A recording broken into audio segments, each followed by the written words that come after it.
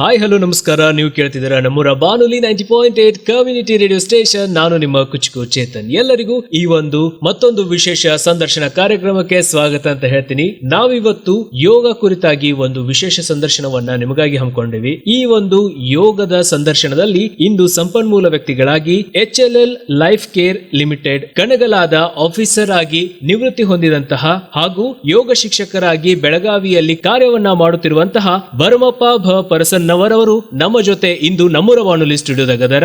ಮೊದಲಿಗೆ ಅವರಿಗೆ ಕಾರ್ಯಕ್ರಮಕ್ಕೆ ಸ್ವಾಗತವನ್ನ ಕೋರ್ತೀನಿ. ಸರ್, ತಮಗೆ ಕಾರ್ಯಕ್ರಮಕ್ಕೆ ಸ್ವಾಗತ. ಧನ್ಯವಾದಗಳು.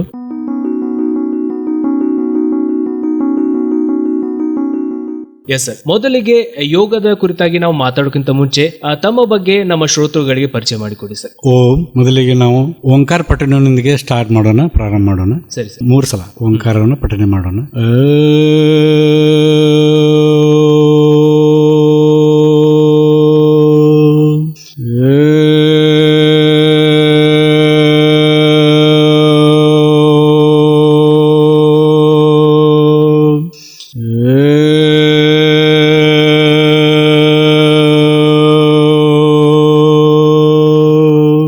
ನಾವು ಓಂಕಾರ ಯಾಕೆ ಪಠನೆ ಮಾಡ್ಬೇಕಂದ್ರೆ ಈ ನಮ್ಮ ಮೂಲತಃ ನಮಗೆ ಎನರ್ಜಿ ಕೊಡುವಂತ ಶಕ್ತಿ ಓಂಕಾರದಲ್ಲಿ ಇದೆ. ನಾವು ಓಂಕಾರ ಪಠನೆ ಮಾಡೋದ್ರಿಂದ ಪ್ರತಿಯೊಂದಲ್ಲಿ ನಮ್ಮ ಎನರ್ಜಿ ಪವರ್, ನಮ್ಗೆ ಏನ್ ಮಾತಾಡಬೇಕು ಅಥವಾ ಏನ್ ಮಾಡ್ಬೇಕು ಅಂತ ಎನರ್ಜಿ ನಮ್ಮಲ್ಲಿ ಬಂದ್ ಕೂಡ್ತದ. ಅಸಲು ನಾವು ಏನೋ ಪ್ರಾರಂಭ ಮಾಡೋಕ್ಕಿಂತ ಮೊದಲ ದೈವ ಶಕ್ತಿ ಅಂದ್ರೆ ವಿಶ್ವ ಚೇತನಾ ಶಕ್ತಿ ಅಂತ ಏನು ಕರಿತೀವಿ, ಅದನ್ನ ನಾವು ಪಠನೆ ಮಾಡಿ ನೆನೆಸ್ಕೊಂತ ನಮ್ಮ ಕಾರ್ಯಕ್ರಮನ ನಾವು ಪ್ರಾರಂಭ ಮಾಡಬೇಕು. ಈಗ ನಾನು ತಾವು ಕೇಳಿದ ಹಾಗೆ ನನ್ನ ಪರಿಚಯವನ್ನು ಮಾಡಿಕೊಡ್ತೀನಿ. ನನ್ನ ಹೆಸರು ಭರಮಪ್ಪ ಪರ್ಸನ್ನವ್ರು. ನನ್ನ ನೇಟಿವ್ ಪ್ಲೇಸ್ ಬಂದು ಕಡಗಾಂವ್, ಗೋಕಾಕ್ ತಾಲೂಕು, ಜಿಲ್ಲಾ ಬೆಳಗಾವಿ. ನಾನು ಹುಟ್ಟಿದ್ದು 1964. ನನ್ನ ಪ್ರಾಥಮಿಕ ಶಾಲೆ ಹೈಯರ್ ಪ್ರಾಥಮಿಕ ಶಾಲೆ ಕಣಗಾಂವ್, SS ಹೈಸ್ಕೂಲ್ ಸಿದ್ದೇಶ್ವರ್ ಕಣಗಾಂವದಲ್ಲಿ ಮುಗಿದು, ಆಮೇಲೆ ನನ್ನ ಡಿಪ್ಲೊಮಾ ಇನ್ ಮೆಕ್ಯಾನಿಕಲ್ ಇಂಜಿನಿಯರಿಂಗ್ ನನ್ನ ಗೌರ್ಮೆಂಟ್ ಪಾಲಿಟೆಕ್ನಿಕ್ ಬೆಳಗಾವದಲ್ಲಿ ಮುಗಿಸಿ, ಆ ನಂತರ 1987ರಲ್ಲಿ ನಾನು HLL ನನ್ನ ಕೆಲಸಕ್ಕೆ ಹಾಜರಾಗಿ ಸುಮಾರು 38 ವರ್ಷಗಳ ಸೇವೆ ಸಲ್ಲಿಸಿ 2024 ನವೆಂಬರ್ದಲ್ಲಿ ನಾನು ನಿವೃತ್ತಿ ಹೊಂದಿ ಈಗ ನಾನು ಯೋಗ ಶಿಕ್ಷಕನಾಗಿ ಕೆಲಸ ಮಾಡ್ತಾ ಇದ್ದೇನೆ ಸಮಾಜ ಸೇವೆಗೋಸ್ಕರ. ಮೊದಲಾದರೂ ನಾನು ಮಾಡ್ತಿದ್ದೆ ಸರ್ವಿಸ್ ಜೊತೆ ನಿಪ್ಪಾಣಿಯಲ್ಲೂ ನಾವು ಕ್ಲಾಸ್ ಮಾಡ್ತಾ ಇದ್ದೀವಿ. ಅದರಿಂದ ಈಗ ನನಗೆ ಬಹಳ ಟೈಮು ಸಿಕ್ಕದ. ಈಗ ಆರಾಮಾಗಿ ನಾವು ಯೋಗ ಕ್ಲಾಸ್ ಮಾಡ್ಬೋದು.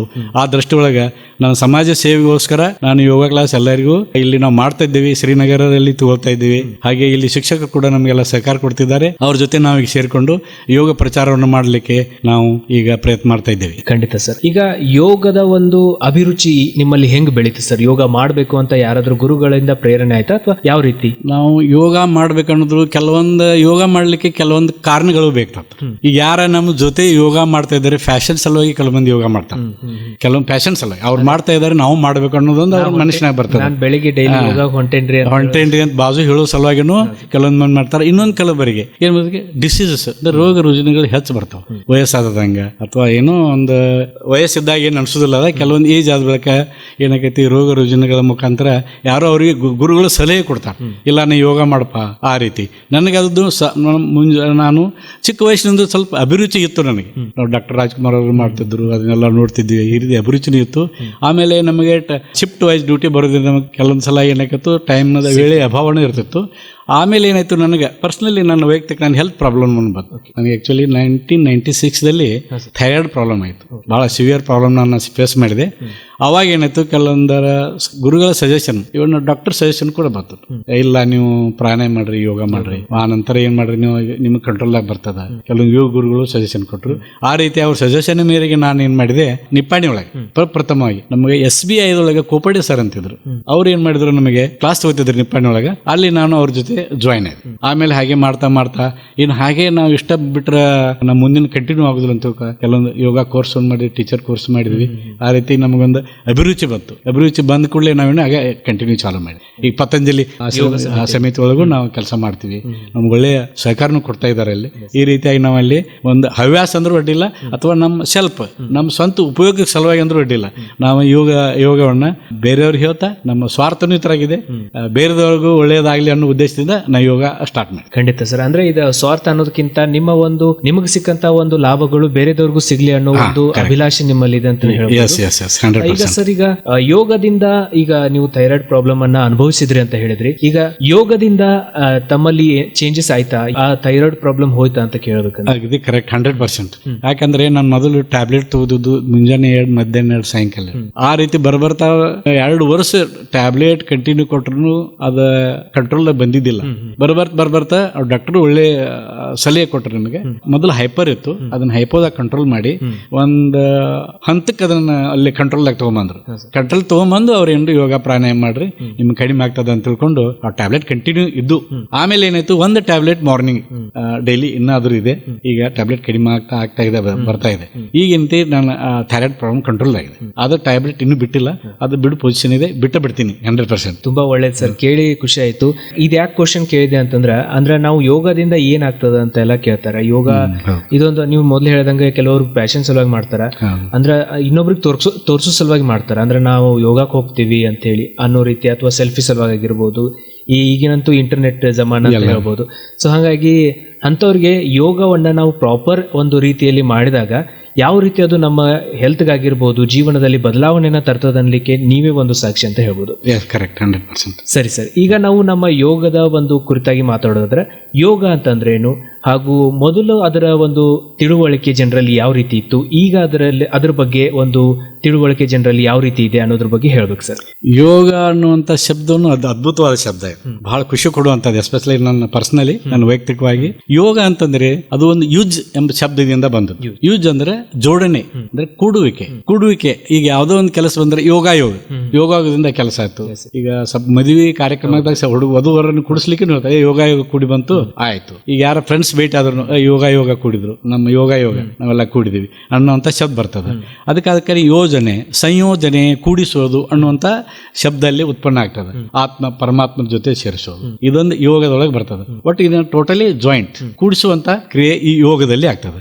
ಯೋಗ ಅಂತಂದ್ರೆ ಏನು? ಯೋಗ ಚಿತ್ತ ವೃತ್ತಿ ನಿರೋಧ ಅಂತ ಹೇಳಿ ನಮ್ಮ ಮನಸ್ಸಿನಲ್ಲಿ ಅನೇಕ ಚಂಚಲತೆಗಳು ಬರ್ತವೆ, ದ್ವಂದ್ವಗಳು ಬರ್ತಾವೆ. ಅವೆಲ್ಲ ಸುಖ ದುಃಖ ನಮ್ಮ ಮನಸ್ಸಿನೊಳಗೆ ಅನೇಕ ಚಂಚಲತೆಗಳು ಬಂದು ನಮ್ಮ ಮನಸ್ಸು ನಿಯಂತ್ರಣದಿಂದ ಇರುವುದಿಲ್ಲ. ಅಲ್ಲಿ ಏನೈತಿ, ಯೋಗ ಚಿತ್ತ ವೃತ್ತಿ ನಿರೋಧ, ಅವುಗಳನ್ನ ನಿರೋಧ ಮಾಡಿ, ಅಂದ್ರೆ ಅವಕ್ಕೆಲ್ಲ ನಿಗ್ರಹಿಸಿ ಮನಸ್ಸನ್ನು ಒಂದು ಏಕಾಗ್ರತೆಗೊಳಿಸುವಂತ ಕ್ರಿಯೆ ಈ ಯೋಗದೊಳಗೆ ನಡೀತದೆ. ಈ ಮನಸ್ಸನ್ನು ಏಕಾಗ್ರತೆಗೊಳಿಸಿ ರೋಗ ಪೀಡಿತವಾದ ಶರೀರವನ್ನ ರೋಗ ಮುಕ್ತಗೊಳಿಸಿ ಶರೀರ ಮತ್ತು ಮನಸ್ಸನ್ನು ಶುದ್ಧ ಮಾಡಿ ಅವುಗಳ ಪರಸ್ಪರ ಸಹಕಾರದಿಂದ ಈ ಮುಂದುವರಿಯುವಂಥ ಮಾರ್ಗನ ನಾವು ಯೋಗ ಅಂತ ಹೇಳ್ಬೋದು. ಯೋಗದೊಳಗೆ ಹೆಂಗ್ ಬರ್ತೈತೆ, ಈ ದ್ವಂದ್ವಗಳನ್ನೆಲ್ಲ ನಾವು ನಿಗ್ರಹಿಸಿ ಒಂದು ಸಮತ್ವತೆಯನ್ನು ಸಾಧಿಸಿದಾಗ ಸಮತ್ವ ಯೋಗ ಉಚ್ಚತೆಯನ್ನು ಅಂತ ಹೇಳ್ತಾರೆ. ಅಂದ್ರೆ ಒಂದು ಬ್ಯಾಲೆನ್ಸಿಂಗ್, ಯಾವುದೋ ಒಂದು ಸುಖ ಆಗಲಿ ದುಃಖ ಆಗಲಿ ಎಲ್ಲಾನು ಒಂದೇ ದೃಷ್ಟಿಯೊಳಗೆ ನೋಡುವಂಥ ಸಮತ್ವ ಯೋಗ ಉಚ್ಚತೆ ಅನ್ನುವಂಥದ್ದು ಇಲ್ಲಿ ನಾವು ಸಾಧನೆ ಮಾಡ್ಬೋದು.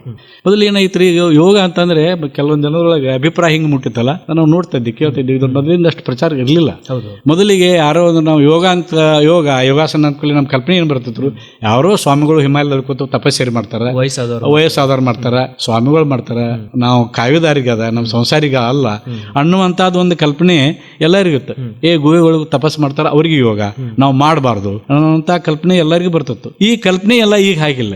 ಈಗ ಏನಾಗೈತ್ರಿ, ಎಲ್ಲಾರದು ಯೋಗದ ಬಗ್ಗೆ ಜಾಗೃತಿಗೆ ಮುಟ್ಟದ. ಎಲ್ಲ ಸಂಘ ಸಂಸ್ಥೆಗಳು ಯೋಗದ ಬಗ್ಗೆ ಪ್ರಚಾರ ಮಾಡ್ತಾ ಇದ್ವಿ. ಆ ಸಂಘ ಸಂಸ್ಥೆಯೊಳಗೆ ನಮ್ಮ ಪತಂಜಲಿ ಯೋಗ ಪೀಠ ಹರಿದ್ವಾರ್, ರಾಮದೇವ್ ಮಹಾರಾಜ್ ಅಂತ ಹೇಳ್ಬೋದು, ಅವರು ಉತ್ತುಂಗ ಶ್ರೇಣಿಯಲ್ಲಿದ್ದ. ಅವರು ಯೋಗ ಪ್ರಚಾರ ಅದಕ್ಕಿಂತ ಮೊದಲು ಎಲ್ಲ ಸಂಘ ಸಂಸ್ಥೆಗಳಿದ್ದು ಅಷ್ಟು ಮುಂಚೂಣಿಯಲ್ಲಿ ಬಂದಿರಲಿಲ್ಲ. ಆದ್ರೆ ಈ ರಾಮದೇವ್ ಮಹಾರಾಜ್ ಅವರು ಬಂದ ತಕ್ಷಣ ಯೋಗದ ಮುಂಚೂಣಿಯಿಂದ ಹೆಂಗೆ ಬಂದ ಉತ್ತುಂಗಕ್ಕೆ ಹೋಗಿದ್ದಾರೆ. ಪ್ರತಿಯೊಂದು ಮನೆಯಲ್ಲಿ ಎಲ್ಲರಿಗೂ ಯೋಗದ ಏನು ಅನ್ನೋಂಥ ಅವೇರ್ನೆಸ್ ಬಂದ್ಬಿಟ್ಟಿದೆ. ಈ ಪ್ರತಿಯೊಂದೆಲ್ಲ ಎಲ್ಲಿ ಹೋಗ್ತೀವಿ ಅಂದ್ರೆ ಯೋಗ ಹೋಗ್ತೀನಿ, ಯಾರೋ ಓಣಿ ಒಳಗೆ ಎಲ್ಲ ನೋಡಿದ್ರೆ ಮ್ಯಾಟ್ ಕಾಣ್ತದೆ ಎಲ್ಲ.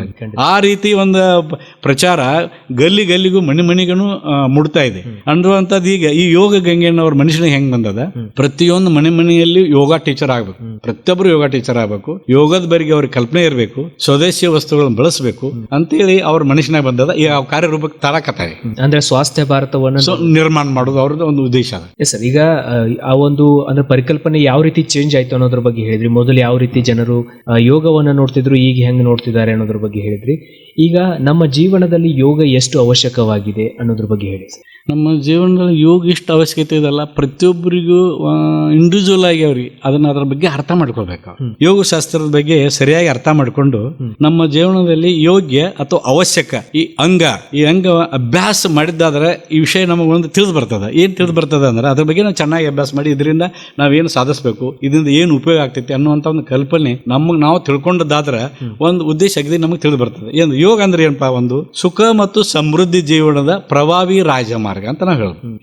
ಯೋಗ ಇದೊಂದು ಸುಖ ಮತ್ತು ಸಮೃದ್ಧಿ ಜೀವನ, ಅದರದೊಳಗೆ ಒಂದು ಪ್ರಭಾವಿ ರಾಜ್ಯ ಮಾರ್ಗ ಅಂತ ನಾವು ಹೇಳ್ಬೋದು. ಈಗ ನಾವು ಇದ್ರೊಳಗೆ ಫಲ ಅಪೇಕ್ಷೆಗಳನ್ನ ಏನು ಮಾಡ್ದೇನೆ ಐಹಿಕ ವಿಷಯಗಳ ಉಪಯೋಗಗಳಿಂದ ಉಂಟಾಗುವ ಸುಖ ದುಃಖ ಲಾಭ ಇಂಥ ದ್ವಂದ್ವಗಳಿಗೆ ಸಮದೃಷ್ಟಿ ಹರಿದು ಶಾಶ್ವತ ಸುಖದ ಮಾರ್ಗವನ್ನು ತೋರಿಸುವ ಒಂದು ದೀಪ ಸ್ತಂಭ ಅಂತ ಹೇಳ್ಬೋದು. ಆಗಲೇ ಹೇಳಿದೆ ಇಂಥದ್ದೇನೋ ಸಮತ್ವ ಯೋಗ ಉಚ್ಯತೆ, ಎಲ್ಲ ದ್ವಂದ್ವಗಳನ್ನ ನಾವು ಕಡೆಗಣಿಸಿ ಒಂದು ಸಾಧಿಸಿದ ಅಂದ್ರೆ ಸಮತ್ವ ಯೋಗ ಉಚ್ಯತೆ ಅಂತ ಹೇಳ್ಬೋದು. ಒಂದು ಬ್ಯಾಲೆನ್ಸಿಂಗ್ ಆಗ್ತದೆ.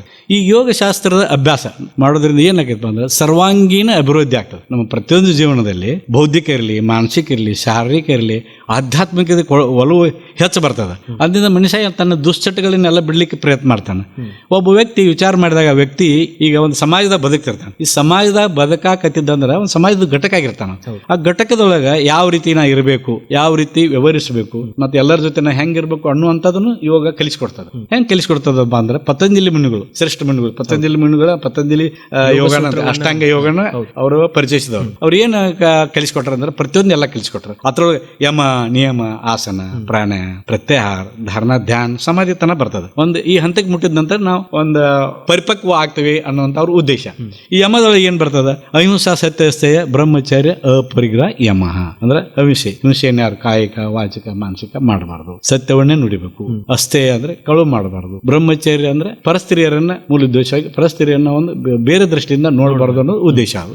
ಅಪರಿಗ್ರಹ ಅಂದ್ರೆ ನಮಗೆ ಅವಶ್ಯಕತೆ ಇದ್ದಷ್ಟನ್ನು ನಾವು ಸಂಗ್ರಹ ಮಾಡೋದು. ಜಾಸ್ತಿ ಸಂಗ್ರಹ ಮಾಡಿದ್ರು ಪ್ರಾಬ್ಲಮ್ ಅದನ್ನ ಸಂಭಾಳಿಸೋದು ಕಠಿಣ ಆಗ್ತದೆ. ಇದೇನಕತಿ ನಾವು ಸಮಾಜದಾಗ ಹೆಂಗ್ ಇರಬೇಕು ಅನ್ನೋದನ್ನ ತೋರಿಸ್ಕೊಡ್ತದೆ. ಅದೇ ರೀತಿ ನಿಯಮ ಏನ್ ತೋರಿಸ್ಕೊಡ್ತದ, ಶೌಚ, ಸಂತೋಷ, ತಪ, ಸ್ವಾಧ್ಯಾಯ, ಈಶ್ವರಿ ಪ್ರಣಿಧಾನ ನಿಯಮ. ಶೌಚ ನಾವು ಮನುಷ್ಯನಿಂದನೂ ಶುದ್ಧ ಇರಬೇಕು, ನಮ್ಮ ಆಂತರಿಕನೂ ಶುದ್ಧ ಇರಬೇಕು, ಬಾಹಿರನೂ ಶುದ್ಧ ಇರಬೇಕು, ದೇಹದಂತೂ ಒಳಗಿಂದ ಶುದ್ಧಿ ಇಟ್ಕೋಬೇಕು. ಅದೇ ಖುಷಿ ಇರಬೇಕು, ಯಾವ್ದನ್ನ ಒಂದನ್ನ ನೆಗೆಟಿವ್ ಆಗಿ ತಗೋಬಾರ್ದು.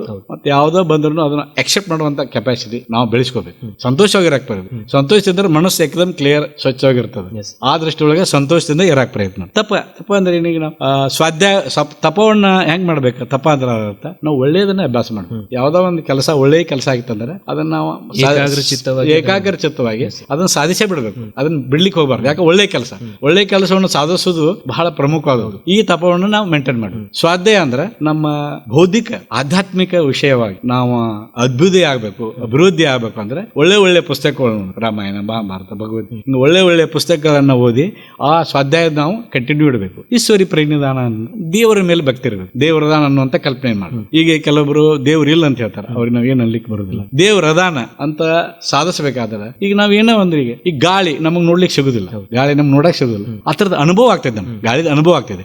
ಅದೇ ರೀತಿ ದೇವ್ರ ನಮ್ಮನ್ನ ನಾವು ಅದಾನ ಅಂತ ನಾವು ಮನುಷ್ಯನಾಗ ಇಟ್ಕೊಂಡ್ರೆ ಆ ದೇವ್ರ ಅನುಭವ ಆ ವ್ಯಕ್ತಿಗೆ ಆಗ್ತದೆ. ಅವ ದೇವ್ರ ಅದಾನ ಅಂತ ಹೇಳಿ ಅವೇನ್ ಹೇಳ್ತಾನೆ, ಏನೋ ಒಂದು ಕೆಲಸ ಅದ, ಇಲ್ಲಪ್ಪ ನನ್ನ ಕೆಲಸ, ನನ್ನ ಕಷ್ಟ ದುಃಖಗಳನ್ನೆಲ್ಲ ದೇವ್ರು ಬಂದ ಇಂಥವ್ರ ರೂಪದಾಗ ನನ್ನ ಸಾಲ್ವ್ ಮಾಡಿದ ಅನ್ನೋ ಒಂದೊಂದು ನಂಬಿಕೆ. ಆ ರೀತಿ ಅವ ಏನ್ ಮಾಡಿದ, ತನ್ನ ಭಾವನೆಯನ್ನು ಹಂಚಿಕೊಂಡವ ಆ ದೇವ್ರ ಮೇಲೆ ಭಕ್ತಿ ಇದ್ದಾನೆ. ಅಂದ್ರೆ ದೇವ್ರ ಮೇಲೆ ಭಕ್ತಿ ಇದ್ದಾಗ ಏನಾಗುತ್ತೆ, ಅವ್ರಿಗೆ ಸ್ವಾಭಾವಿಕವಾಗಿ ಈ ನೆಗೆಟಿವ್ ಥಿಂಗ್ಸ್ ಎಲ್ಲ ಹೋಗ್ಬಿಡ್ತಾವೆ. ಎಲ್ಲ ಸ್ವಾಭಾವಿಕ ಸಕಾರಾತ್ಮಕ ಥಿಂಗ್ಸ್ ಅವ್ರ ಮನಸ್ಸಿನ ಮೂಡೋದ್ರಿಂದ ಅವ್ರು ಏನೋ ಮಾಡಿದ ಕೆಲಸ ಎಲ್ಲ ಸಕ್ಸಸ್. ಅಂದ್ರೆ ಒಬ್ರು ನಮ್ ಜೊತೆ ಇದಾರ, ಒಂದ್ ಶಕ್ತಿ ಇದೆ, ನಮ್ ಶಕ್ತಿ ಇದೆ, ದೇವ್ರದಾನ ನಾನು ಮಾಡೇ ಮಾಡ್ತಾನೆ ಅನ್ನುವಂಥದ್ದು ಬರ್ತದೆ. ಅದಕ್ಕೆ ಏನೈತಿ, ದೇವ್ರ ಮೇಲೆ ನಾವು ಭಕ್ತಿ ಇಟ್ಟು ಕೆಲಸ ಮಾಡೋದು. ಇನ್ನು ಆಸನ ಹೆಂಗ್ ಬರ್ತೈತಿ, ಆಸನ ಅಂದ್ರೆ ನಮ್ಮ ಶರೀರದ ವಿವಿಧ ಭಂಗಿ ಅಂತ ಹೇಳಿ ನಾವು ಒಂದು ಸ್ಥಿರತೆಯನ್ನು ಸಾಧಿಸಿ, ಆಸನದೊಳಗೆ ಒಂದು ಸ್ಥಿರತೆಯನ್ನು ಸಾಧಿಸಬೇಕು. ನಮ್ಮ ದೇಹಕ್ಕೆ ಒಂದು ಆರೋಗ್ಯವಾಗಿ ನಾವು ಕಾಪಾಡಬೇಕಾದ್ರೆ ನಾವು ಆಸನ ಮಾಡಬೇಕು. ಈ ಆಸನ ಮಾಡಿದ ನಂತರ ಒಂದು ನಮಗೆ ಏನಂತಿ ಸ್ಥಿರತೆ ಅನ್ನುವಂಥದ್ದು ಬರ್ಲಿಕ್ಕೆ ಸ್ಟಾರ್ಟ್ ಆಗ್ತದೆ. ಅದೇ ಮುಂದಿನ ಹಂತ ಅಂದ್ರೆ ಪ್ರಾಣಾಯಾಮ, ಶ್ವಾಸದ ಪ್ರಕ್ರಿಯೆ. ಶ್ವಾಸವನ್ನ ಯಾವ ರೀತಿ ನಾವು ನಿಯಂತ್ರಣ ಮಾಡ್ಬೇಕು, ಒಂದು ಕ್ರಮಬದ್ಧವಾದ ಶ್ವಾಸದ ನಿಯಂತ್ರಣಕ್ಕೆ ಏನ್ ಮಾಡ್ತೀವಿ ನಾವು, ಶ್ವಾಸ ಪ್ರಶ್ವಾಸದ ಏನಕ್ಕೈತ್ರಿ, ಈ ಕ್ರಮಬದ್ಧವಾದ ನಮ್ಮ ಉಸಿರಾಟದ ಕ್ರಿಯೆಗೆ ನಾವೇನಿದೆ ಪ್ರಾಣಾಯಾಮ ಅಂತ ಕರಿತೀವಿ. ಶ್ವಾಸ ಪ್ರಶ್ವಾಸ, ಶ್ವಾಸ ಅಂತ ತಗೋದು, ಪ್ರಶ್ವಾಸ ಬಿಡೋದು. ತಸ್ಮಿನ್ ಸತಿ ಶ್ವಾಸ ಪ್ರಶ್ವಾಸ ಯೋರ್ಗತಿ ವಿಚ್ಛೇದ ಪ್ರಾಣಾಯಾಮ.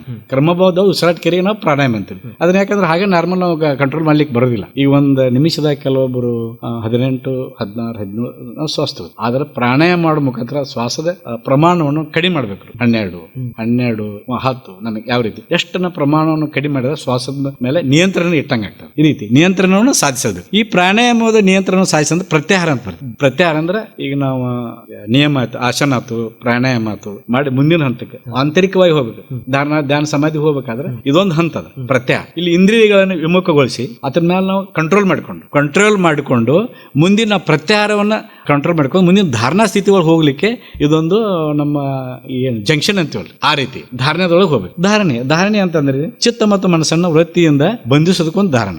ಒಂದು ಯಾವುದೋ ಒಂದು ಸಪೋಸ್ ನಾವು ಧಾರಣ ಅಂತಂದ್ರೆ ಈಗ ಮನಸ್ಸು ಸಂಚಲ ಇರ್ತದೆ, ಅದನ್ನ ಒಂದು ಇದ್ರ ಮೇಲೆ ಪಾಯಿಂಟ್ ಮೇಲೆ ಬಿಂದು ಮೇಲೆ ತರ್ಲಿಕ್ಕೆ ಪ್ರಯತ್ನ ಮಾಡೋದು ಆಗೋದಿಲ್ಲ. ಫಾರ್ ಎಕ್ಸಾಂಪಲ್ ಹೇಳ್ಬೇಕಂದ್ರೆ ಒಂದು ಸಣ್ಣ ಆಕಳು ಕರು ಇರ್ತದ, ಒಂದು ಗಿರವನ್ನ ಕಟ್ಟಿರ್ತೇವೆ ಒಂದ್ ಮೇಲಿಗೆ, ಅದು ಒಂದು ಕಟ್ಟಿದ ನಂತರ ಏನಕ್ಕೆ ಸೂತ್ತ ಹೊಟ್ಟಿರ್ತದೆ, ಹಾಗೆ ಹೋಗ್ತದ, ಹೋಗಿ ಬರ್ತದ, ಅಲ್ಲಿ ಒಂದು ಪಾಯಿಂಟ್ ಮೇಲೆ ನಿಲ್ಲಂಗಿಲ್ಲ, ಅದ ಹಾಗೆ ಮತ್ತೆ ಹೋಗ್ತದ. ಇದೊಂದು ಧಾರಣ ಈ ಟೈಪ್. ಅದೇ ಮುಂದಿನ ಅವಸ್ಥಾ ಧ್ಯಾನ ಅಂತ ಬರ್ತದೆ. ಧ್ಯಾನ ಆಗಲಿಕ್ಕೆ ಧ್ಯಾನ ಒಂದು ಧಾರಣೆ ಆದ ನಂತರ ಈ ನಾವೊಂದು ಧಾರಣೆ ಒಳಗೆ ಸಾಧನೆ ಮಾಡಿದ ನಂತರ ಕೆಲವೊಂದು ನಿಮಿಷ ಒಂದು ವಸ್ತುವಿನ ಮೇಲೆ ಬಹಳ ಹೊತ್ತೊಂದು ಏಕಾಗ್ರತೆಯನ್ನು ಸಾಧಿಸುವಂತ ಕ್ರಿಯೆ ಧ್ಯಾನದೊಳಗಾಗ್ತದೆ. ಅದನ್ನ ಸಾಧನೆ ಮಾಡ್ತಾ ಸಮಾಧಿ ಸ್ಥಿತಿಗೆ ನಾವು ಹೋಗ್ಬೋದು. ಅಲ್ಲಿ ಏನಾಗ್ತದೆ, ಸಮಾಧಿ ಸ್ಥಿತಿ ಒಳಗ ಒಂದು ಏಕಾಗ್ರತೆಯನ್ನು ಸಾಧಿಸಿ ಒಂದು ನಿಶ್ಚಲವಾದ ಸ್ಥಿತಿ ಅಂದ್ರೆ ಶೂನ್ಯಾವಸ್ಥೆಗೆ ನಾವು ತಲುಪುವಂತ ಸ್ಥಿತಿಗೆ ನಾವು ಸಮಾಧಿ ಅಂತ ಹೇಳ್ತೀವಿ. ಇವೆಲ್ಲ ಎದರಿಂದ ಸಾಧನೆ ಆಗ್ತೈತೆ ಅಂದ್ರೆ ಯೋಗ ಶಾಸ್ತ್ರದಿಂದ ಸಾಧನೆ. ಇಷ್ಟೆಲ್ಲ ನಾವು ಮಾಡೋದ್ರೊಳಗೆ ನಮ್ಮ ಶರೀರ ಆಗಲಿ ಅಥವಾ ಏನಾಗಲಿ ಒಂದು ಮನಸ್ಸಾಗಲಿ ನಮ್ಮ ಕಂಟ್ರೋಲ್ದಾಗ ನಮ್ಮ ನಿಯಂತ್ರಣದೊಳಗೆ ಬಂದಿರ್ತಾವೆ. ನಾವ್ ಏನ್ ಬೇಕಾದ್ರೂ ಸಾಧಿಸಲಿಕ್ಕೆ ಇದರಿಂದ ಅನುಕೂಲ ಆಗ್ತದೆ. ಖಂಡಿತ ಸರ್, ಸವಿವರವಾಗಿ ತಿಳಿಸಿದ್ರಿ ನಮ್ಮ ಜೀವನದ ಮೇಲೆ ಯೋಗ ಯಾವ ರೀತಿ ಇಂಪ್ಯಾಕ್ಟ್ ಆಗ್ತದೆ ಅನ್ನೋದ್ರ ಬಗ್ಗೆ. ಈಗ ಯೋಗ ಮಾಡ್ಲಿಕ್ಕೆ ಯಾರಾದ್ರೂ ಶುರು ಮಾಡ್ಬೇಕಾದ್ರೆ ಮೂಲ ಸಿದ್ಧಾಂತ ತಿಳಿದ ಮೇಲೆ ಅನೇಕ ಪ್ರಶ್ನೆಗಳು ಸವಾಲುಗಳು ನಮ್ಮಲ್ಲಿ ಉದ್ಭವಿಸ್ತವೆ ಸರ್. ಅವೇನಪ್ಪಾ ಅಂತಂದ್ರೆ ನಮಗ ಯೋಗ ಮಾಡೋಕೆ ಸಾಧ್ಯನಾ ಅನ್ನೋದ್ರ ಬಗ್ಗೆ ಆಗಿರ್ಬೋದು, ಯಾರು ಯೋಗ ಮಾಡ್ಬೇಕು ಯಾವಾಗ ಮಾಡ್ಬೇಕು ಅನ್ನೋದ್ರ ಬಗ್ಗೆ ಆಗಿರ್ಬೋದು. ಸೊ ಈ ಒಂದು ಸಂದೇಹಗಳಿಗೆ ಏನನ್ನ ಉತ್ತರವನ್ನ ಕೊಡ್ತೀರಿ? ಸ್ವಾಭಾವಿಕ ಇದು ಪ್ರಶ್ನೆ ಎಲ್ಲರಲ್ಲೂ ಉದ್ಭವ ಆಗ್ತದೆ. ಯೋಗ ಯಾರು ಮಾಡ್ಬೇಕು ಯಾರು ಬಿಡಬೇಕು ಅನ್ನೋಂತ ಕಲ್ಪನೆ ಅವ್ರು ವೈಯಕ್ತಿಕವಾಗಿ ಬಿಟ್ಟಿರ್ತದ. ಆಕ್ಚುಲಿ ಎಲ್ಲರೂ ಯೋಗ ಮಾಡ್ಬೇಕು, ಬರಂತಿಲ್ಲ, ಎಲ್ಲರೂ ಮಾಡ್ಬೇಕು. ಯೋಗನ ಯಾರು ಬೇಕಾದವ್ರು ಮಾಡ್ಬೋದು. ಆದ್ರೆ ಅದ್ರೊಳಗೆ ಒಂದು ರೆಸ್ಟ್ರಿಕ್ಷನ್ ಇದೆ, ಬಾಲ್ಯಾವಸ್ಥೆ ಅಂತ ಬರ್ತದೆ. ಈಗ ಸಣ್ಣ ಚಿಕ್ಕ ಮಕ್ಕಳು ಇರ್ತಾರೆ, ಅವ್ರ ಯೋಗಾಸನ ಮಾಡಿದ್ರೆ ಅವ್ರಿಗೆ ಏನಾಗುತ್ತೆ, ಆಸನಗಳನ್ನ ಮಾಡಿದ್ರೆ ಬೆಳವಣಿಗೆ ಹಂತದೊಳಗ ಈ ಬೋನ್ಸ್ ಎಲ್ಲೂ ಡೆವಲಪ್ಮೆಂಟ್ ಸ್ಟೇಜ್ ಆಗಿರ್ತಾವ, ಅವ್ರಿಗೆ ಒಂದು ವಿಪರೀತ ಸೈಡ್ ಎಫೆಕ್ಟ್ ಆಗುವಂತ ಚಾನ್ಸಸ್ ಜಾಸ್ತಿ ಇರುತ್ತೆ. ಅವರು ಸಿಂಪಲ್ ಮಾಡಿದ್ರೆ ಏನ್ ಪ್ರಾಬ್ಲಮ್ ಇಲ್ಲ. ಈ ಕೆಲವೊಂದು ಕಠಿಣವಾದ ಆಸನಗಳನ್ನೆಲ್ಲ ಆ ಮಕ್ಕಳು ಮಾಡಬಾರ್ದು. ಉಳಿಕಿದವ್ರು ಯಾರು ಬೇಕಾದವ್ರು ಮಾಡ್ಬೋದು, ವಯಸ್ಸಾದವ್ರು ಇಲ್ಲಿ ಯಾರು ಬೇಕಾದ್ರೂ ಮಾಡ್ಬೋದು. ಅದೇ ಹಠ ಪ್ರದೀಪ ಬರ್ತದೆ. ಯುವ ವೃದ್ಧೋತಿ ವೃದ್ಧೋವ ವ್ಯಾಧಿತೋ ದುರ್ಬಲೋಪಿವ ಅಭ್ಯಾಸಾತ್ ಸಿದ್ಧಿಮಾಪ್ನೋತಿ ಸರ್ವ ಯೋಗೇಶ್ವರ ತಿಂದಿತಃ. ಅಂದ್ರೆ ಯುವಕರು ಮಾಡ್ಬೋದು, ವೃದ್ಧರನ್ನು ಮಾಡ್ಬೋದು, ಅತಿ ವೃದ್ಧರನ್ನು ಮಾಡ್ಬೋದು, ವ್ಯಾಧಿ ಪೀಡಿತರನ್ನು ಮಾಡ್ಬೋದು, ದುರ್ಬಲನ್ನು ಮಾಡ್ಬೋದು. ಅದ್ರ ಹೆಂಗ ಪ್ರಯತ್ನ ಪೂರ್ವಕವಾಗಿ ಅದನ್ನ ತಿಳ್ಕೊಂಡು ಒಂದು ಪ್ರೊಸೀಜರ್ ಪ್ರಕಾರ ಅದನ್ನ ನಾವು ಮಾಡಿದ್ದಾದ್ರೆ ಎಲ್ಲರೂ ಯೋಗಿ ಆಗ್ಬೋದು. ಈ ವಯಸ್ಸಿನ ನಿರ್ಬಂಧ ಇಲ್ಲ, ಎಷ್ಟೋ ವಯಸ್ಸಿನವರು ಮಾಡ್ಬೋದು. ಆದ್ರೆ ಚಿಕ್ಕ ಮಕ್ಕಳಿಗೆ ಸ್ವಲ್ಪ ಮಾಡಬಾರ್ದು. ಆ ಬಾಲ್ಯಾವಸ್ಥೆ ಅಂತ ಕರಿತೀವಿ. ಅವಾಗ ಶರೀರದ ಪೂರ್ಣ ಅವಯಗಳ ಬೆಳವಣಿಗೆ ಆಗಿರೋದಿಲ್ಲ ಅನ್ನೋ ಕಾರಣದಿಂದ ಅವಾಗ ಅವರಿಗೆ ದುಷ್ಪರಿಣಾಮ ಆಗಬಾರ್ದು ಅನ್ನೋ ದೃಷ್ಟಿಯಿಂದ ಇದು ಮಾಡಿರ್ತಾರೆ. ಆಮೇಲೆ ವಯಸ್ಸಾದವರು ಈಗ ರೋಗಿಗಳಿರ್ತಾರೆ, ಅವರು ಕೆಲವೊಂದು ಆಸನಗಳು ಮಾಡದೇ ಇದ್ರು ಕೂಡ ಈ ಪ್ರಾಣಾಯಾಮ ಅದು ಹಂತವಾಗಿ ಸಾವಕಾಶ ಮಾಡಿದ್ರೆ ರೋಗಿ ಪೀಡಿತರು ಸಹಿತ ರೋಗದಿಂದ ಮುಕ್ತ ಆಗ್ಬೋದು. ಇನ್ನ ಯಾವಾಗ ಮಾಡ್ಬೇಕು ಯೋಗ, ಯಾವಾಗ ಮಾಡಬಾರ್ದು? ಯೋಗ ಯಾವಾಗ ಮಾಡಿದ್ರು ಅದಕ್ಕೊಂದು ಟೈಮಿಂಗ್ ಇದೆ, ವೇಳೆ ಅಂತ ಕರಿತೀವಿ ನಾವು. ಸಮಯ ಕೊಡ್ತೀವಿ ನಾವು. ಸಮಯ ಹೆಂಗ್ ಕೊಡ್ತೀವಿ? ಯೋಗಾಸನ ಈಗ ನಾವು ಆಗ ಹೇಳಿದ್ವಿ, ಕೆಲವೊಂದು ಪ್ಯಾಷನ್ ಬರ್ತಾರೆ, ಏನೋ 10 ಮಿನಿಟ್ ಮಾಡ್ತಾರೆ ಹೋಗಿ ಬಿಡ್ತಾರೆ. ಕೆಲವೊಂದು ಮಂದಿ ಬರ್ತಾರೆ, ನಾನು ಇನ್ನೂ ಯೋಗಾಸನ ಮಾಡ್ತಂದ್ರೆ 2 ತಾಸು ಮಾಡ್ತಾರೆ. ಹಂಗಿಲ್ಲ, ಇವಾಗ 2 ತಾಸು 15 ಮಿನಿಟ್ ಹಂಗಲ್ಲ. ಒಂದು ನಾವು ಟೈಮಿಂಗ್ ಫಿಕ್ಸ್ ಮಾಡ್ಕೊಂಡು ಮುಂಜಾನೆ ನಾವು ಬೆಳಗಿನ ವೇಳೆಗೆ ನಾವೇನ್ ಕರಿತೀವಿ, ಒಂದು ಬ್ರಾಹ್ಮಿ ಮುಹೂರ್ತ ಅಂತಂದ್ರೆ ಈಗ ಬೆಳಗಿನ ಸಮಯ 4ರಿಂದ 5 ಗಂಟೆಗೆ ಎದ್ದು ಒಂದು ನಮ್ಮ ಶೌಚಗಳನ್ನೆಲ್ಲ ಮುಗಿಸ್ಕೊಂಡು ನಮ್ಮ ಮುಂಜಾನೆ ಕಾರ್ಯಕ್ರಮಗಳೆಲ್ಲ ಮುಗಿಸ್ಕೊಂಡು ಒಂದು ಟೈಮ್ ಫಿಕ್ಸ್ ಮಾಡು, 6ರಿಂದ 7, 5ರಿಂದ 6:30 ಈ ಮುಹೂರ್ತ ಬ್ರಾಹ್ಮಿ ಮುಹೂರ್ತ ಅಂದ್ರೆ ಸೂರ್ಯೋದಯಕ್ಕಿಂತ ಮುಂಚೆ ಒಂದು 2 ತಾಸಿನ ಟೈಮ್ ನಾವು ಫಿಕ್ಸ್ ಮಾಡ್ಕೊಂಡು, ಅವಾಗ ಟೈಮ್ ಯಾಕೆ ಫಿಕ್ಸ್ ಮಾಡ್ಬೇಕಂತಂದ್ರೆ ಈಗ ವಾತಾವರಣ ಕಲ್ಮಶರಹಿತವಾಗಿರ್ತದೆ, ಓಶೋನ್ ಪ್ರಫುಲ್ಲವಾಗಿ ಭರ್ಪೂರ್ ಸಿಗ್ತಿರ್ತದೆ, ಆಮ್ಲಜನಕ ನಮ್ಗೆ ಆಕ್ಸಿಜನ್ ಫಸ್ಟ್ ಕ್ಲಾಸ್ ಸಿಗ್ತಿರ್ತದೆ. ಯಾಕಂದ್ರೆ ವಾಹನಗಳು ಓಡಾಟ ಇರೋದಿಲ್ಲ, ಏನೇನು ಇರೋದಿಲ್ಲ. ಅಲ್ಲಿ ಏನಂತ ನಿಶಾಂತವಾದ ಏಕದಮ್ ಪ್ರಶಾಂತವಾದ ವಾತಾವರಣದಲ್ಲಿ ನಾವು ಆ ಗಾಳಿ ಬೆಳಕ ಬರುವಂತ ಜಾಗದೊಳಗೆ ಆ ಟೈಮ್ ನೋಡ್ರಿ ಪಕ್ಷಿಗಳ ಕಲರ್ ಶಬ್ದ ಕೇಳ್ತಿರ್ತದೆ, ನಮ್ಮ ಮನಸ್ಸು ಏಕದಮ್ ಪ್ರಫುಲ್ಲ ಆಗ್ತದೆ, ಮನಸ್ಸು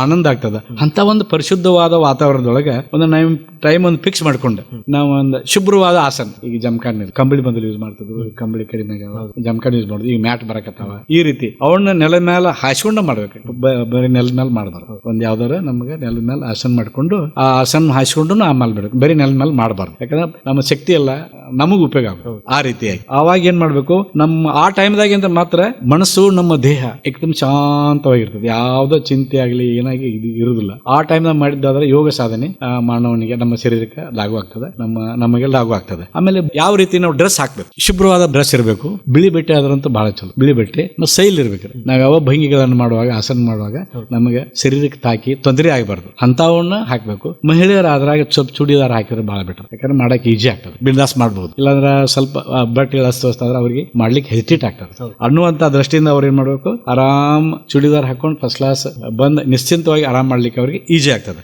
ಮತ್ತೆ ಅವಾಗೇನು ಪ್ರಾಣಾಯಾಮಗಳು ಮಾಡುವಾಗ ಶಾಂತದಿಂದ ಶಾಂತ ಚಿಂತನೆಯಿಂದ ಕೂತು ಅವ್ರು ಮಾಡಿದ್ದಾದ್ರೆ ಅವ್ರಿಗೆ ಇದರ ಲಾಭ ಡೆಫಿನೆಟ್ಲಿ ಆಗ್ತದೆ. Yes, okay sir. ಈಗ ಯೋಗವನ್ನ ಯಾರು ಮಾಡಬೇಕು, ಹೇಗ್ ಮಾಡಬೇಕು, ಯಾವಾಗ ಮಾಡ್ಬೇಕು ಅನ್ನೋದ್ರ ಬಗ್ಗೆ ಹೇಳಿ. ಈಗ ಯೋಗ ಮಾಡಿದ ಮೇಲೆ ನಮ್ಮ ಆಹಾರ ವಿಹಾರಗಳು ಹೇಗಿರಬೇಕು, ಆಹಾರ ಪದ್ಧತಿಯಲ್ಲಿ ಏನೆಲ್ಲ ಚೇಂಜಸ್ ಆಗಬೇಕು, ಮುಂಚೆ ಇರುವಂತಹ ಆಹಾರ ಪದ್ಧತಿಗೂ ಅಥವಾ ಈಗಿನ ಆಹಾರ ಪದ್ಧತಿಗೂ ಯಾವ ರೀತಿ ಬದಲಾವಣೆಗಳನ್ನ ಮಾಡ್ಕೋಬೇಕು ಅನ್ನೋದ್ರ ಬಗ್ಗೆ ಹೇಳಿ. ಆಹಾರ ಬಗ್ಗೆ ಹೇಳಿದ್ರೆ ಬಹಳ ಇದೆ. ಈಗಿನ ಇದ್ರೊಳಗೆ ಆಹಾರ ಈಗ ಎಲ್ಲರಿಗೂ ಗೊತ್ತೇ ಇದೆ. ಈ ಚಿಕ್ಕ ಮಕ್ಕಳಿಗೆ ನಮ್ ಪಿಜ್ಜಾ ಬೇಕು, ಬರ್ಗರ್ ಬೇಕು ಅಂತ ಆಹಾರ ಒಳ್ಳೆಯದಲ್ಲ.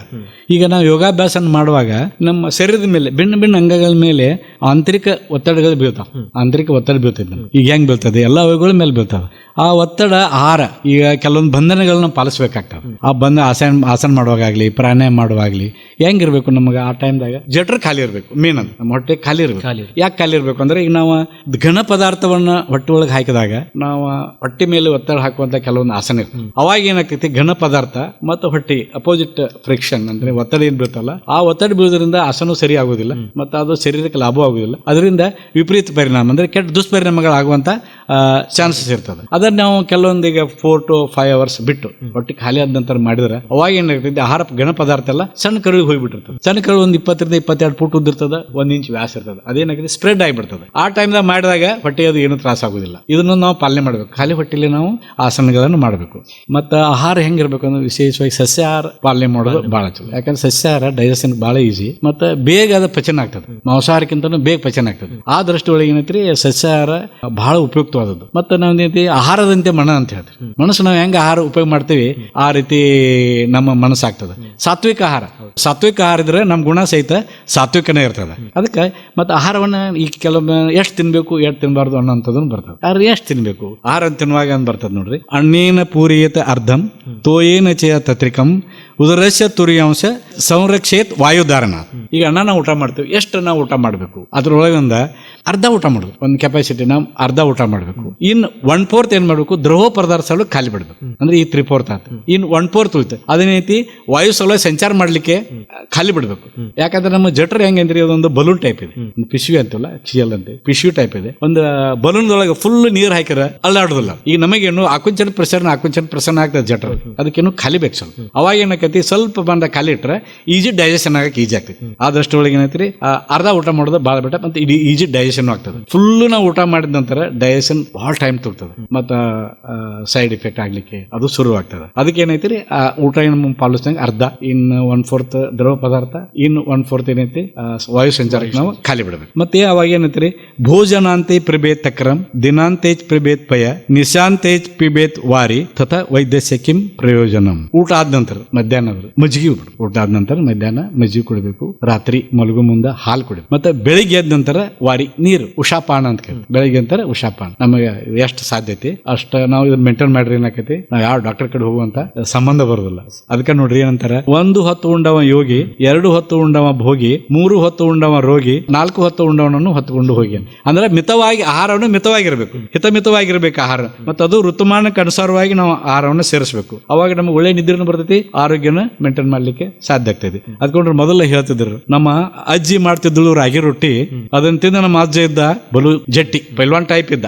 ಅದೇ ರೀತಿ ನಮ್ಮ ಅವ್ವ ಮಾಡ್ತಿದ್ರು ಜೋಳದ ರೊಟ್ಟಿ, ಅದನ್ನ ತಿಂದ ನಮ್ಮ ತಂದೆ ಆಗಿದ್ರು ಬಲು ಗಟ್ಟಿ. ಜೋಳದ ರೊಟ್ಟಿ, ಜೋಳ ಅದೇ ನೋಡಿ, ಜೋಳ ತಿಂದವ ತೋಳ, ಅಕ್ಕಿ ತಿಂದವ ಹಕ್ಕಿ ಹಂಗಲ್ಲ. ಆ ರೀತಿ ಜೋಳನು ಗಟ್ಟಿಮುಟ್ಟ, ರಾಗಿಯನ್ನು ಗಟ್ಟಿಮುಟ್ಟ. ಈಗ ನಮ್ದು ಏನೈತ್ರಿ, ನಾವು ಹೆಣ್ಮಕ್ಳ ಮೇಲೆ ಬ್ಲೇಮ್ ಮಾಡಬಾರ್ದು, ಪೊಸಿಷನ್ ಹಂಗೆ ಬಂದಿದೆ. ಅದರ ನನ್ನ ಹೆಂಡತಿ ಮಾಡ್ತಾಳ ಇಡ್ಲಿ ವಡ, ನಾನು ಆಗೇನೀಗ ಪ್ಲಾಸ್ಟಿಕ್ ಕೊಡ. ಅದರ್ಥ ಹೆಣ್ಮಕ್ಳು ಕ್ರಮಗಳು ತಪ್ಪಲ್ಲ. ಈಗ ಸಂದರ್ಭಕ್ಕೆ ಅನುಸಾರವಾಗಿ ಲೈಫ್ ಸ್ಟೈಲ್ ಎಲ್ಲ ಚೇಂಜ್ ಆಗಿದೆ. ಈಗ ಅವರು ಅದೇ ರೀತಿ ಮಾಡಬೇಕಾಗಿದೆ.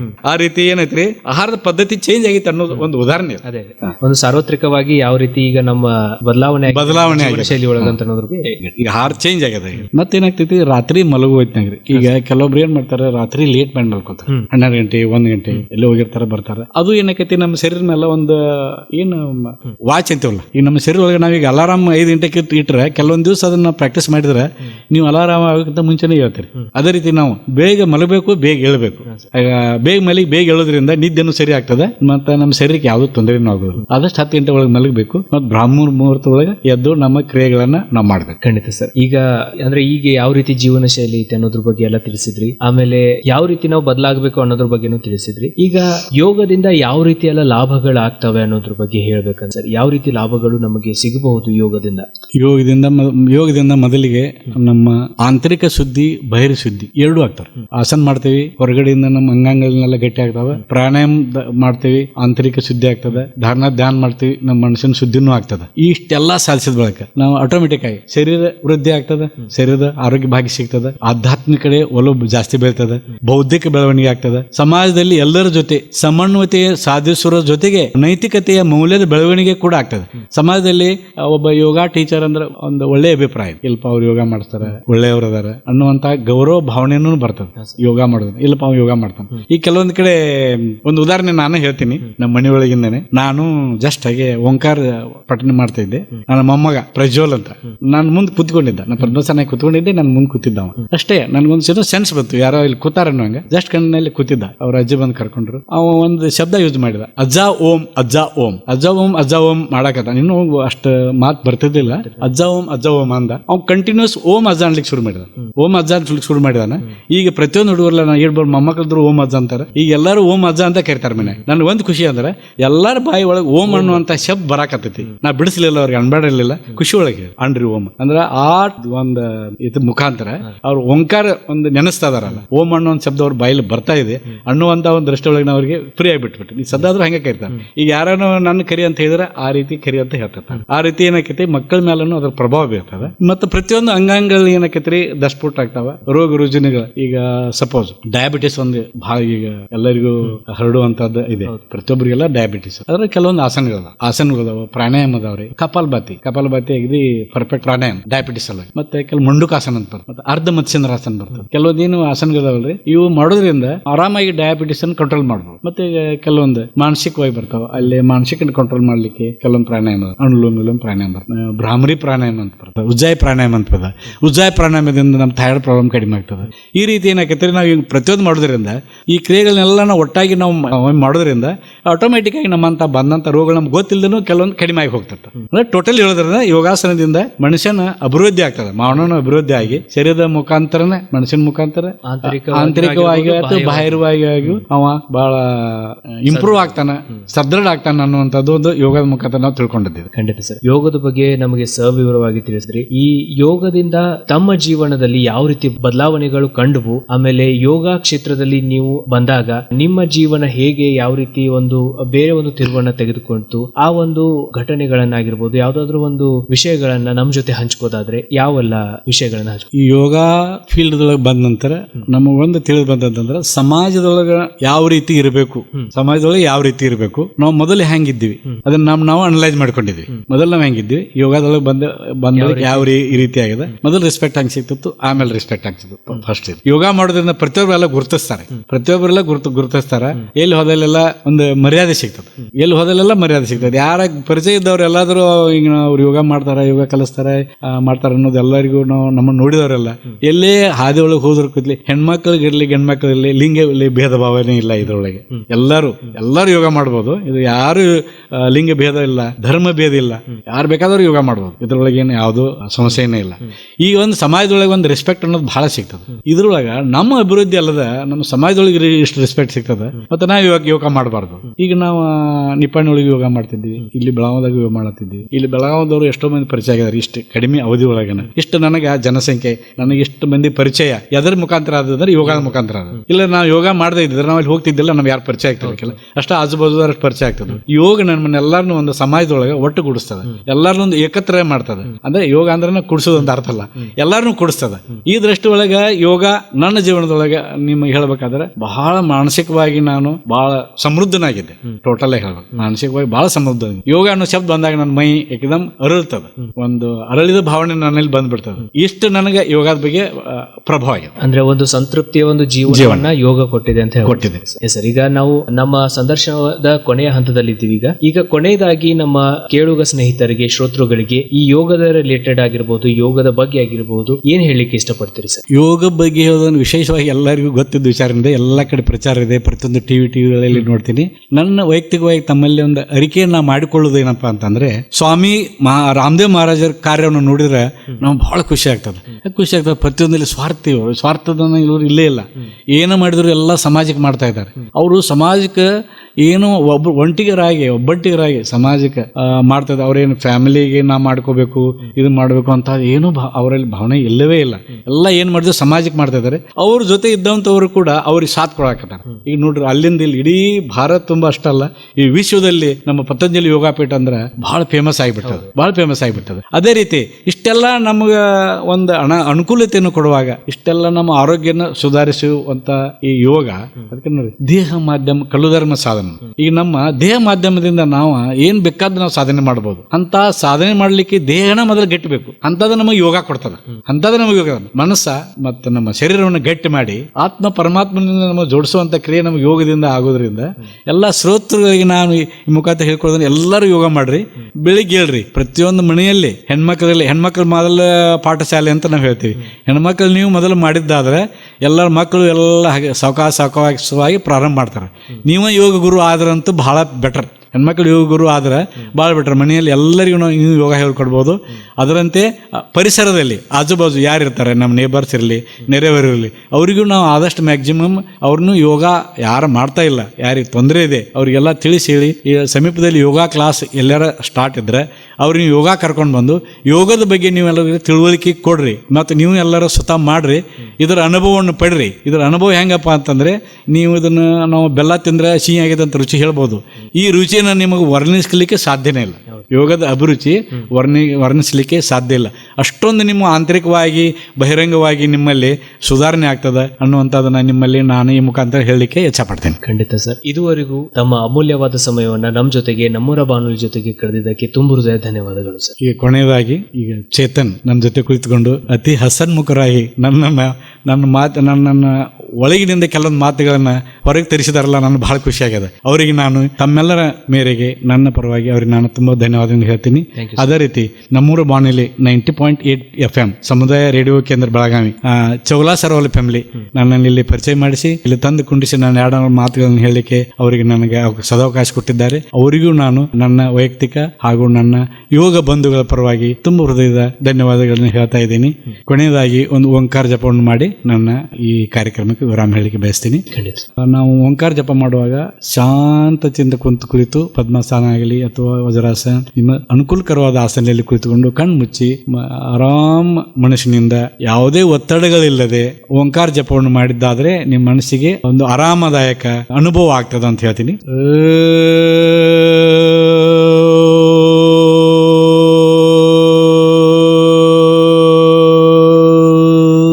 ಎಲ್ಲರಿಗೂ ಕೊನೆಯದಾಗಿ ಓಂ ಓಂ ಓಂ. ಧನ್ಯವಾದಗಳು ಸರ್. ಸೊ ಕೇಳಿದ್ರಲ್ಲ ಸ್ನೇಹಿತರೆ, ಇದಾಗಿತ್ತು ಈ ಹೊತ್ತಿನ ವಿಶೇಷ ಸಂದರ್ಶನ ಕಾರ್ಯಕ್ರಮ. ನೀವು ಎಲ್ಲರೂ ಯೋಗವನ್ನ ಮಾಡ್ರಿ, ಸ್ವಾಸ್ಥ್ಯ ಭಾರತದ ನಿರ್ಮಾಣದಲ್ಲಿ ಕೈ ಜೋಡಿಸ್ರಿ, ಹಾಗೂ ನಿಮ್ಮ ಒಂದು ಆರೋಗ್ಯವನ್ನ ಚೆನ್ನಾಗಿಟ್ಕೋರಿ ಅಂತ ಹೇಳ್ತೀನಿ. ಮತ್ತೊಂದು ಹೊಸ ವಿಷಯದೊಂದಿಗೆ, ಹೊಸ ಸಂಪನ್ಮೂಲ ವ್ಯಕ್ತಿಗಳೊಂದಿಗೆ ನಿಮ್ಮನ್ನ ಭೇಟಿ ಆಗ್ತೀನಿ. ಅಲ್ಲಿವರೆಗೂ ಕೇಳ್ತಾ ಇರಿ ನಮ್ಮೂರ ಬಾನುಲಿ 90.8 ಕಮ್ಯುನಿಟಿ ರೇಡಿಯೋ ಸ್ಟೇಷನ್. ಚಿಂತೆ ಬಿಡಿ, ಚಿಲ್ ಮಾಡಿ.